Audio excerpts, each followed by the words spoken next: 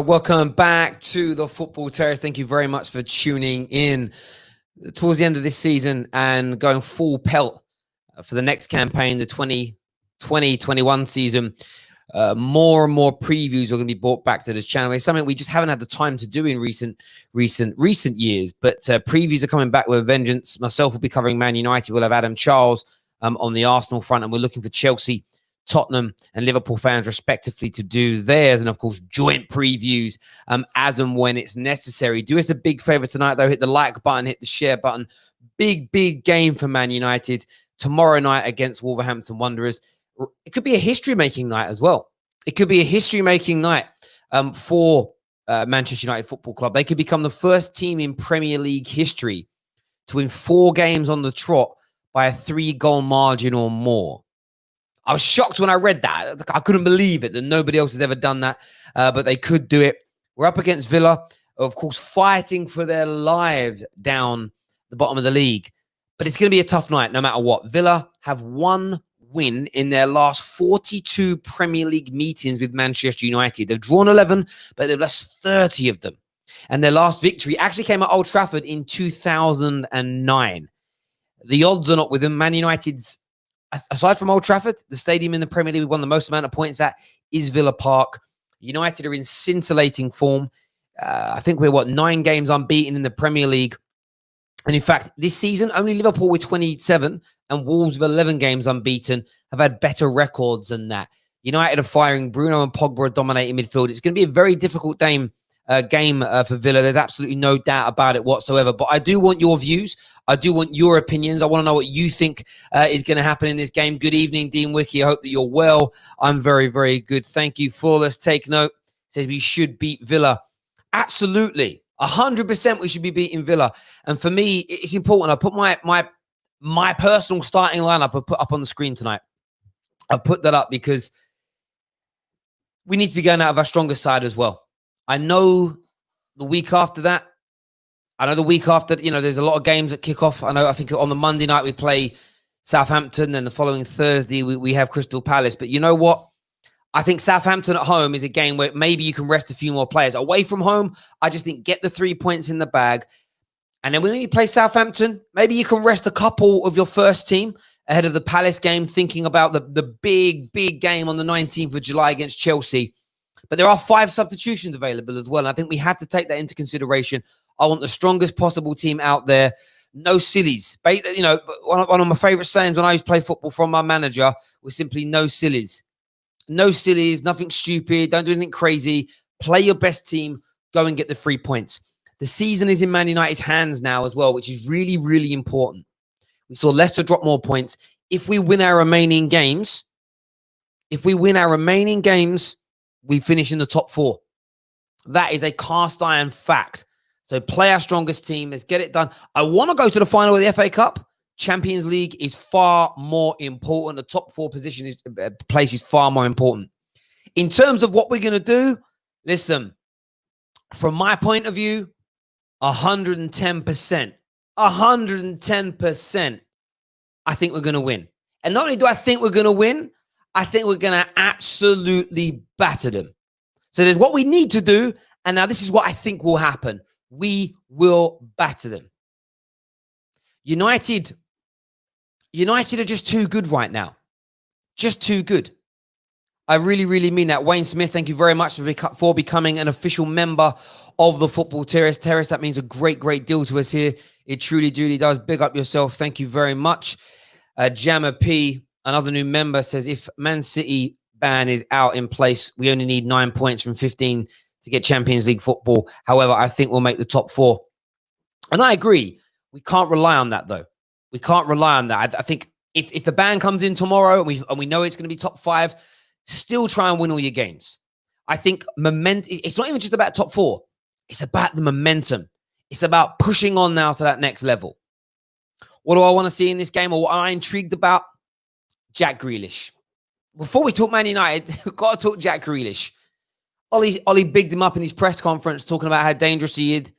And then was typical Ollie coming out with sort of, yes, he's nice and everything.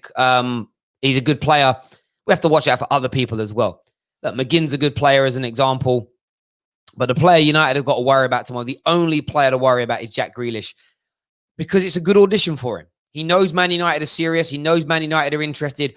What a way to, if there's any doubt in Ollie's mind about signing him, what a night, what a time to put his mind at ease, to go out there and say, nah, actually, bruv, I'm the guy. I'm the guy for you. Look what I just did to your team tonight. The interesting element, he'll be up against Aaron Wan-Bissaka most likely, who's just become the best defensive right back in the Premier League, one of the very best in the world. There's no doubt about it. It'll be tough for him, but that's what I'm looking for. Arms here says, come on, Villa. Of course, all rivals, especially Chelsea fans, are going to be screaming for that, because Chelsea, look, they're getting some victories, but they're looking jittery at the moment. And Chelsea got tougher games. They've got Sheffield United coming up very, very soon. Of course, they've still got to play Liverpool and Wolves on the final game of the season. The next year says, evening, Terry, Man United could finish third. Chelsea need to play. Yes, we could. And wouldn't it be an amazing end to the season? Because not only now are we playing brilliant Ollie ball, not only now are we're scoring goals. Pogba looks brilliant. Bruno is a revelation. Best attacking midfielder in the league. Greenwood is just looking sublime. But to end the season third, after the way we begun, and if you rewind only a few months ago, sitting 7th, sitting 8th. Well, how many points were we away from Leicester at one point? It was about 14, 15 points. To come in and finish third, what a turnaround. And then you take that momentum into the following season. If you get that done, if you do that, what an opportunity we have next year of doing something. I'm not going to say overly special. I'm not going to say toppling Liverpool straight away, because Liverpool are, and I've banned them a lot recently, but Liverpool are a top team. Absolutely battering Brighton tonight, they are. And they're going to be very difficult to overthrow. But from my point of view, United can start to progress massively here. There's no doubt about it whatsoever. All things United says Greenwood's amazing. Damn right. Greenwood's out of this world. We spoke about this a few times on the channel recently. If and when Jadon Sancho comes in, Rashford's got to watch himself here. Rashford has got to watch himself. By the way, if you want to call in and have your say on tomorrow night's game, call the show right now. StreamYard details are in the description below. What's happening with you, Cameron? Hope you're well, my bro. Hope you're good. Some more statistics.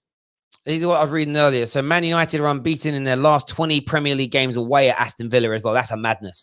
The last time we lost to them was 3-1 away from home on the opening day in the 95-96 campaign. That was the famous day where Alan Hansen on Match of the Day said told Fergie that you'll never win anything with kids. It says here, Aston Villa have picked up just 2 points in their last 9 Premier League matches. And that's exactly why. That's another reason why can't be losing to them. So even a draw tomorrow against Villa is a loss, and I will not be happy. This Man United team, we've been the best team in the league for the past 10 games. That is a scientific fact. The best team in the league. And what I really want is what I've told you already. Man United are looking to become the first team in Premier League history to win 4 consecutive matches by a margin of 3+ goals. That isn't a Premier League title, right? And that isn't winning the Champions League. But you know what?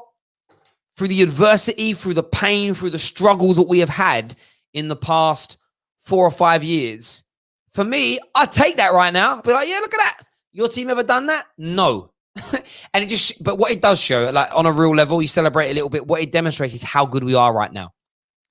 All the haters that will be like, oh, well, it's only Brighton and Sheffield United and, and Aston Villa. Well, then why has nobody else ever done that? If we do it tomorrow, why have no great Arsenal team, no great United team, the Centurion City side, this Liverpool team, they ain't done it.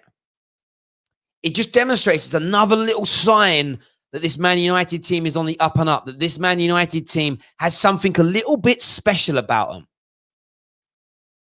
And I'm so excited about the future of this team. I really am. One player I want to focus on a little bit as well. Watch all the Greenwood goals this season, all 10 out of 10. Greenwood, Greenwood is something really, really special. There's no doubt about that. Greenwood has got a little glint in his eye. There's a little bit, something magical about that kid. There really is. But I wanted to just focus for a minute as well on Matic. Matic for me has been so key. I'm really happy with the 2-year deal that he got. And he I've said it before, he isn't going to be the guy that grabs the headlines, is going to score the winners, going to get the, create the goals. He ain't going to be the guy. Even for an extent, he doesn't do anything flashy. Aaron Wan-Bissaka gets a lot of credit because he performs brilliant tackles. And it's eye-catching, it's exciting, it's exhilarating. It makes you stand up and cheer. Like Aaron Wan-Bissaka is so amazing. He's the first defender who I've ever seen make people sit off their seats and go, oh, what's he going to do? But Matic, he is that glue, bruv. He is that glue that is going to hold this United team together. I'm so excited about it. We're going to jump into some calls now. Get your views, get your opinions on this game. We're going to start to talk to Shane first of all.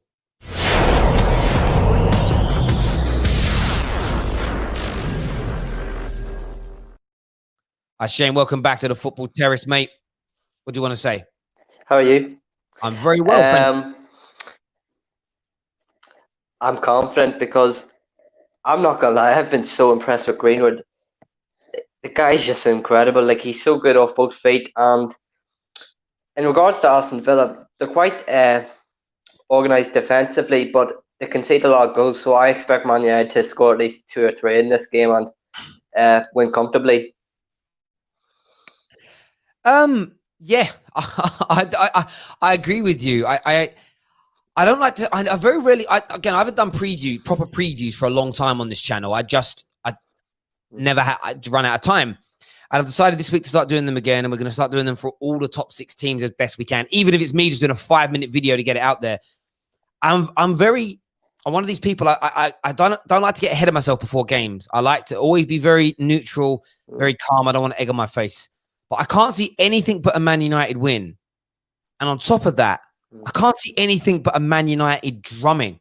And if we can keep Grealish quiet, I think it's done. And I think Grealish knows it's done as well. It doesn't surprise me that they've been on such a bad run of form ever since, he's been looking for a house in the Northwest. I think he's moved to Man United feels almost a foregone conclusion. And there's no kind of coincidence to me that they haven't been as good as a team since his head's gone, if that makes sense.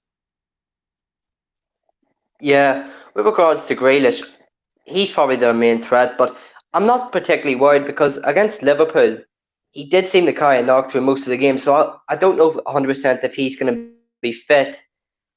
Yeah. But I think Pogba has been so key to this team because he keeps the play ticking. Like, some people aren't realising how important he is because of the fact that he is able to dictate the play from deep, and he provides I don't know how to describe it, but he helps Bruno in the sense of that he gets the ball to Bruno, and Bruno creates the chances and normally leads to goals. So for me, Pogba's the key player in this game. And I think that's a fair shout. What's great with Man United, if you look at Liverpool, I'll give you an example of Liverpool because Liverpool are so brilliant.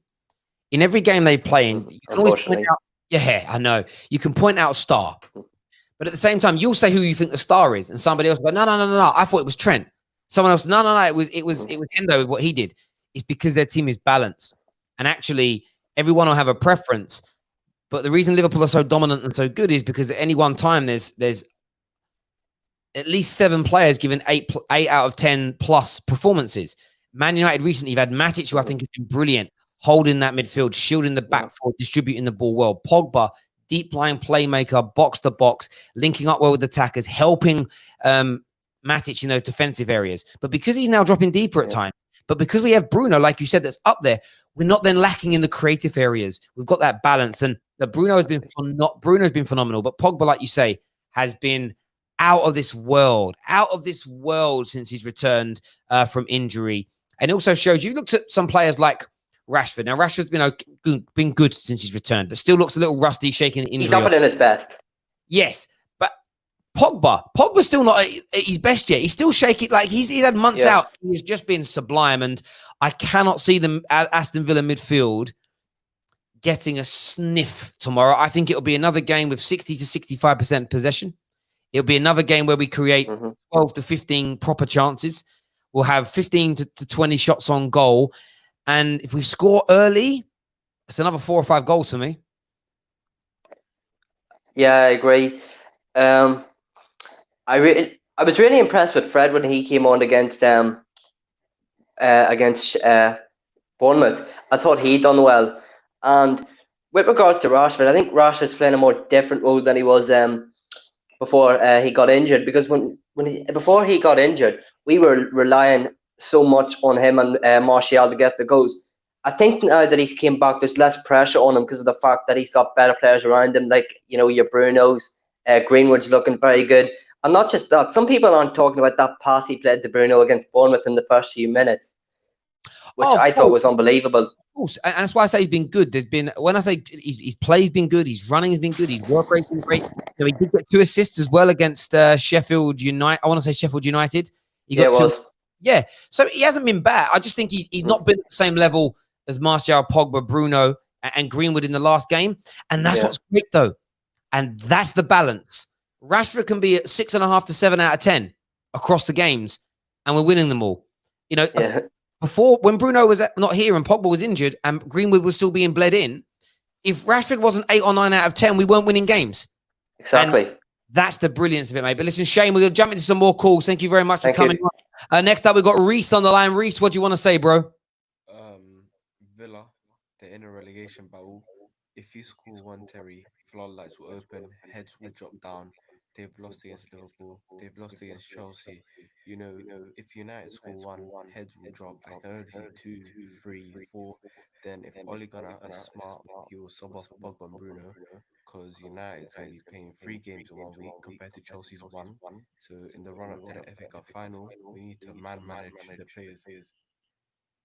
I agree, and I think start your strongest team, get those early goals, and then 50, 60 minutes, you make maybe 3, 4, 5 substitutions, give some of your squad a run out, and then what you do in the game if we win the game tomorrow night in that way, the Southampton game, you don't start all your stars. You start maybe 2 or 3 of them, and make subs, and then you only bring them on if we need them, as an example, and that way you can rotate, because the next week is huge for Man United, because if we can win our next 3 Premier League games and then beat Chelsea,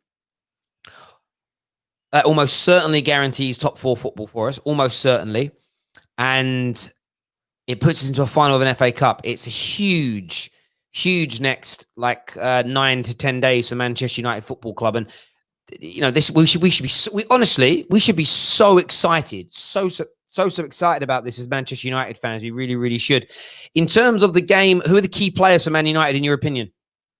The front 6, the attacking threat of Pogba, Bruno, especially Nemanja Matic. As much as people have talked about Greenwood, Martial, it's very easy to neglect Nemanja. He holds the middle, screens the back 4, prevents counter-attacks from going on. He, in a way, hides Harry Maguire and Lindelof's lack of pace, in a way. If you've got an extra body in front of you, not only you have to go past, for example, Grealish goes past a Matic, then you have to go past a Maguire. There's 2 people, you know what I mean? And he's probably most likely tomorrow going to get doubled up. I can only see Ollie thinking, you know what? Pogba, Bruno, once you're in the defensive phase, just double up on Grealish. Because look, their strikers haven't scored any goals. Samatta, who else do they have? Wesley's injured. Grealish and El Ghazi maybe is the only threats. And really, if you score 1 within the first 10 minutes, I can only see Terry 2, 3. Then bring on your Lingard, your Pereiras. Because look, Terry, 3 games in 1 week compared to Chelsea's 1. No, exactly, and that's why rotation is going to be key. Start as you mean to go on, then absolutely. This is a real big test, but a very exciting week. Reese, thank you very much for coming on, mate. We'll chat to you soon. Take care, my brother. Next up, we have True Red Devil. True Red Devil, welcome to the Football Terrace. What's your thoughts ahead of Villa versus Man United? Hi, Terry. Hello, mate. I'm gonna drop Matic.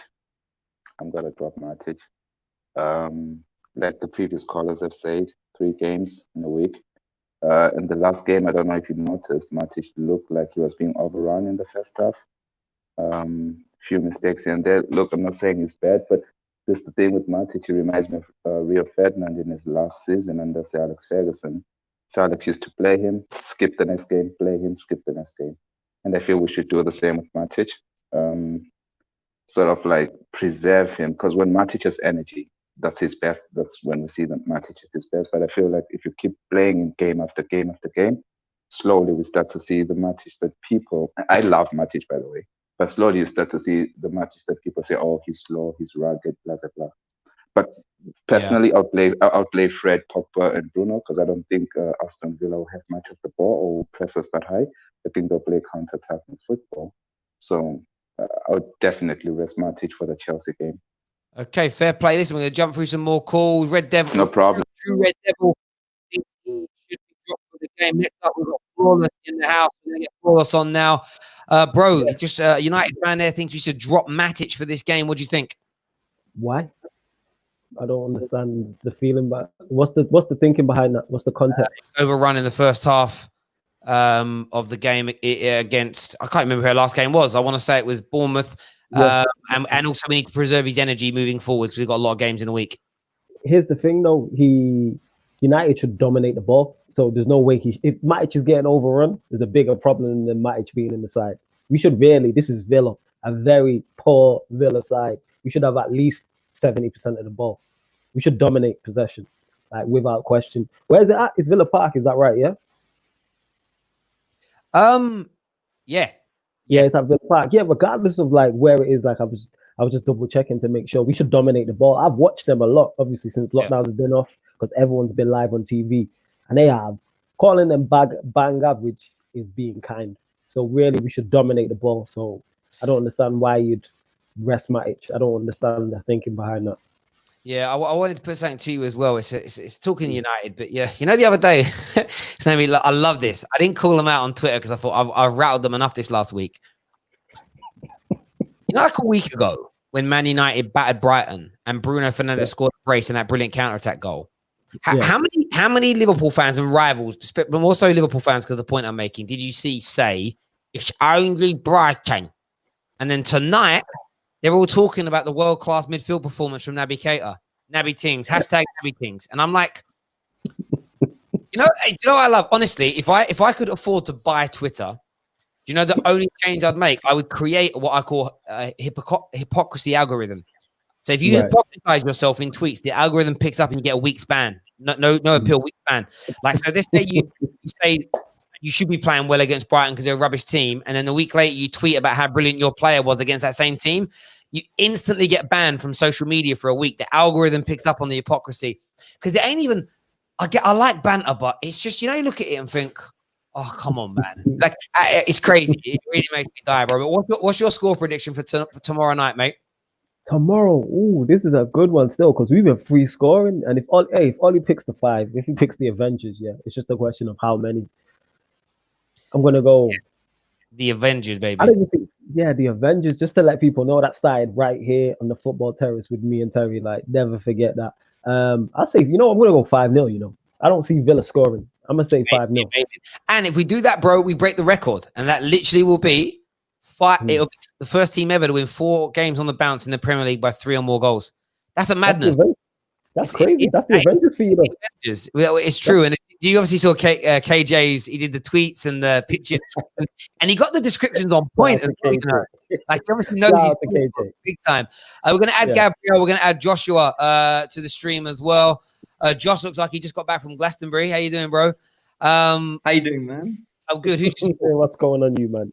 Oh, I'm a huge Man United supporter. I just want to first say it's a real honor to be on the show. I've been a huge fan since I think you had 500 followers at the time. Jeez, bruv, that was a long time ago, but thank you. Right. I appreciate that, my friend. Yeah, man. Much appreciated. I am thankful to be on the show. I have a couple of opinions and then something that I'd like to gauge your opinion on, if I may. Go for it. The first of which, slightly controversial. I think Greenwood makes Wan-Bissaka a better player, as opposed to Dan James playing down the right. And here's my reasoning for that. It's not really controversial. Yeah. Well, here's my reasoning. I think because Dan James plays so directly, he doesn't allow for Wan-Bissaka to make those overlapping runs, whereas Greenwood plays that right wing role like a number 9, and his hold-up play is so great that it allows for Wan-Bissaka to, make those darting runs forward and obviously get those assists that he's been making. So that's my big opinion. And then something I've been a little bit apprehensive about, because I've been a Fred stan since the moment he came to the club, and I've been blindly defending him because every so often you gotta apply a little bit of bias, a little bit of faith. But I've been a little bit apprehensive about him playing that center defensive role alongside Bruno and Pogba until the game against Bournemouth when we were 5-2 up and they brought him on. And I figured, this is about the most opportune time that you could possibly play that combination and determine whether or not it's effective. And I think he did a great job. So I just wanted to gauge your guys' opinions in terms of whether or not he could potentially be the heir to Matic's position. Do you know what, Gabriel? Go on, mate. You go for it, bro. I don't think he can be the heir to Matic because I think they're different players. I think Fred is more like a Kante type player where he's gonna engage in duels. He's gonna be all around the pitch, all over the pitch. Whereas Matic is he's a calming influence. He reads the game. He intercepts, but it's more he puts out the fires, and he's not as mobile as Fred. So he's not really the heir to Matic. He's something else. He's his own player, and I think the combination, as we've seen against Bournemouth, it works quite well because it's very dynamic. Like Bournemouth couldn't get the ball, and we actually created a few chances with him as well. So he's not the heir to Matic, but he's a player I'd like to see in that midfield combination as well. Do you know, I want to put something to you boys. I think about this today because Chelsea look like they want him out. There's this part of me that thinks with the way we're looking to play with Bruno and Pogba, I know where you're going to go. Jorginho. Yeah, he's going to say... I look at him, and like a lot of Chelsea... No. See, a lot of Chelsea fans and a lot of people didn't like him. They're like, "Oh, he doesn't create, he doesn't assist." And I'm sitting there thinking, bro, if we bought Marco Verratti, now Marco Verratti is better than him in my opinion. Yeah, I look at Jorginho, I look at the Thiago, these types of players.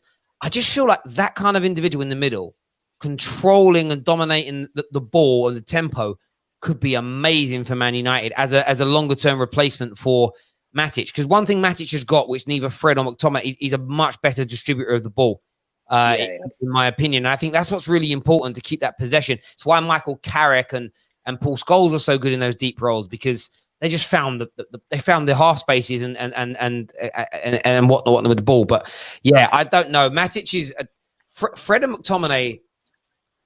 They're going to struggle when Pogba and Bruno are fit to get into this team now, because I think we've seen we need a proper holding midfield player. But then I kind of feel like Fred and McTominay would be happy to just be part of this squad with the direction we're going in. Do you know what I mean? Like, they'd be happy to hold the case for Captain America's shield. Do you know what I mean? Yeah, but that's what you want now. Like Fred and McTominay as backup midfielders is great options to have. I like that. And in terms of getting Jorginho in, it's preference. We're literally talking preference. Do you prefer your defensive midfielder to be more mobile and a bit more robust, or do you prefer a Jorginho or a Carrick you was talking? Like, I personally prefer a more mobile. Like, I'm high on Thomas Partey, and if we're going to go get someone from Chelsea, I prefer Kante. Well, it depends. I'm not saying you're wrong, Terry. It's just preference. That's what that is. Yeah, I like my DMs to be like that. That's what it is. By the way, so you know me. We could get Kante. If we could sign Kante, I would donate money towards that transfer, because I just think that would just midfield. Imagine Kante, Pogba, and Bruno. You ain't. They're never losing a game. I know they will, but there we go. Josh, you said you had was that the thing you wanted to gauge by us? Yeah, that was the thing. And I also just want to add there's a fine line between versatility and ambiguity, and I think that's where Fred and McTominay might fall short, because they have proven to be competent both defensively and going forward, and it's defined as a box to box. But because Pogba's role is more clearly defined and Matic's role is more clearly defined, that's why you'll find that those two players are struggling to get into the team. There's just too much ambiguity about where they're best suited to play. And you know what's interesting as well? We spoke about Liverpool a lot on this subject matter. If Naby Keita and the Ox would have stayed fit this whole time they've been there, the likes of Jordan Henderson wouldn't be playing in that Liverpool midfield. And it's true. And the reason that Scotty Mack was getting opportunities is because the midfield weren't working. You know, if you look at it from this point, if Schneiderlin would have worked, if Matic would have been on the form he is now the whole time, if Pogba would have been doing what he's doing now because we had the balance right, you know, how often would McTominay have even been playing? And I don't even mean that rudely. And I've said it before. Or Pereira. Or Pereira. None of these guys should have been in the team, but they were, but almost by default on that. What are your score predictions, boys? I'll go to Gabriel first. What do you think the score is going to be tomorrow night? Looking at their past games, I think it's going to be tighter than the Bournemouth game. I think we're going to score 2 or 3, but not more. I hope score more. I hope we score 10-0, but I think it's going to be a 3-1. How about yourself, Josh? I completely agree with that. And I think the one goal that we concede is going to come as a result of a defensive error, but more so on behalf of Bailly this time because he's been looking a little shaky. You can predict defensive errors. That's really good. It's funny, it made me laugh. That's the seriously detailed prediction. Do you know what I mean? Yeah.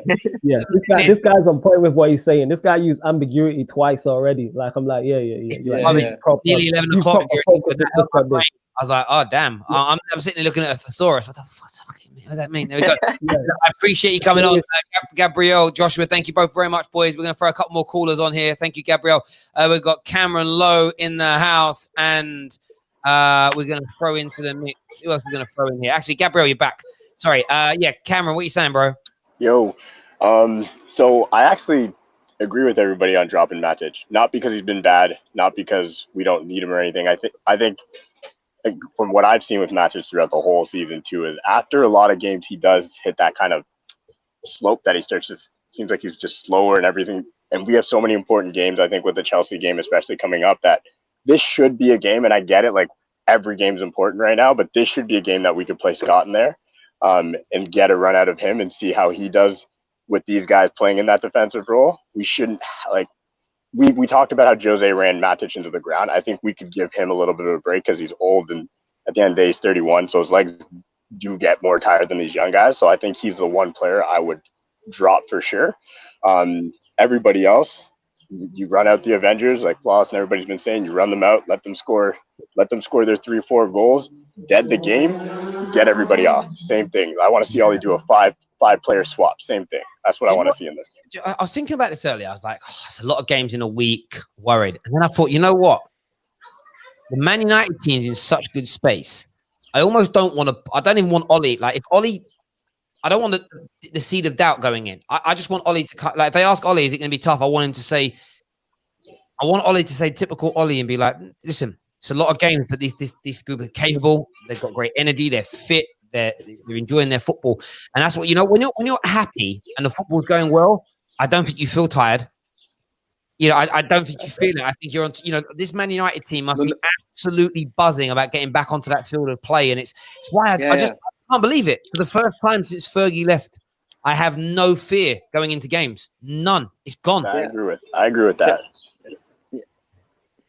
Momentum is very, very important. It's actually more important to keep on winning and not change the team compared to changing the team a bit so that fitness levels, you know, to keep track of fitness levels. It's better to win and have that confidence to go into every game and believe in yourself. I think it's really important that we don't actually change the team that much and just keep on winning. Yeah, I'd rather that, like, rather than drop Matic from the starting team, why not play him for 60 minutes, hopefully be 3-4 goals up, and then you rest him? Because the thing is, if it was roles reversed and he starts on the bench and then we're a goal down or 2 goals down, you're going to bring him on anyway. I like the fact that 5 subs is going to help United because one thing, Ollie, to his credit, he has been doing that, like against Bournemouth, the games before that, he just took players off. Like, if you 3-4 goals up against Brighton, he took players off. Like, bring on your Dan Jameses, and then there's less pressure on him. You're 3-0 up, 4-0 up, or whatever. Yeah, there's no pressure. Yeah, no, I agree. What do you guys all make though? So I just want a slight segue. What do you make of the Athletic reported today? The Premier League might keep the 5 sub rule in for next season. That is definitely good. Go on, Cameron. Go on. If I'm going to be completely honest, I think it's like I stand on the line. I'm in the middle of it because I get why there's 3 subs. I think it only makes sense if it's like extra time, you add the subs, or if it's a goalie that gets hurt, because I've always thought that's ridiculous. If your goaltender gets hurt and you use 3 subs and you got to put like a Kyle Walker in, I've always thought that's ridiculous. It just doesn't make sense. Just bring on the other goalie, whatever. I don't know. I'm on the fence for it. I think I like it for us because we're such a big team, and it's way better for us. Think about when we bring in, not when we bring in Sancho, when we bring in these other guys and these midfielders. Now we don't have to worry about Grealish, who I want to talk about after because of some comments from Ogden and Souness now. But staying on topic, when we bring in a Sancho and a Grealish or whatnot, now these guys are going to get 30 minutes a game no matter what.